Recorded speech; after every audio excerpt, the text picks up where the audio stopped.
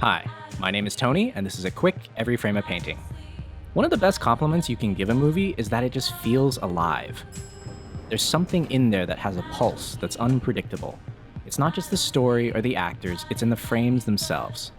Consider this short scene from Nicholas Winding Refn's Drive.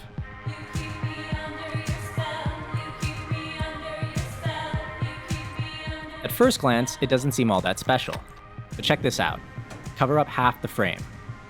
Notice that the right side of frame tells an entire story about these characters on its own, and the left side tells another complementary story.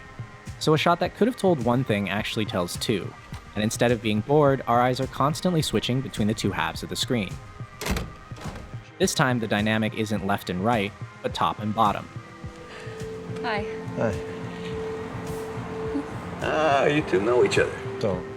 Up here, we have a beautiful triangle of faces and a composition full of vertical and diagonal lines. But check out what's happening below.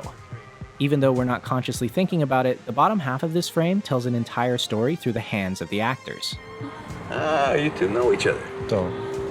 Oh, look at that. We're neighbors. Neighbors. Very good. Well, we'll try to be neighborly too. And when we say a film is alive, this is part of what we mean. There are subtleties of storytelling and behavior, not just where we look, but where we don't look. And as you watch Drive, you start to see the pattern. Almost every shot has a compositional balance between left and right, and also top and bottom. A quadrant. At first, this might seem restrictive, but using this basic tool, watch how the director takes a conventional scene and does unconventional things. As the driver enters, he's up in the top left. So naturally, we assume the next shot will have the other person in the top right. But instead,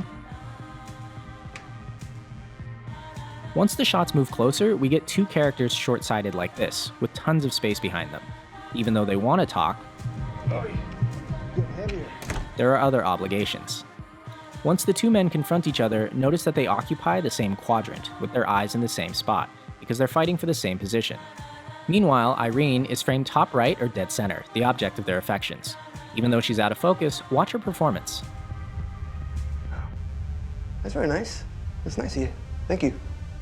The scene finally pays off in this image, balanced between top left and bottom right, letting us visually compare the two men and see the long shadow one casts towards the other.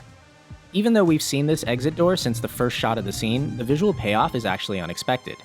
And the director, by emphasizing different quadrants, can create shots that are both tightly composed and weirdly unpredictable. All these priceless cars. One would think you'd have better locks. If you enjoyed this, feel free to play around with quadrants. They're a very old, simple tool. And you shouldn't copy Refn, just start with the same toolbox and see what you come up with. Remember, you don't need Steadicams or cranes or drones or the latest 4K whatever. You need top, bottom, left, right. And the good sense for how to put them all together.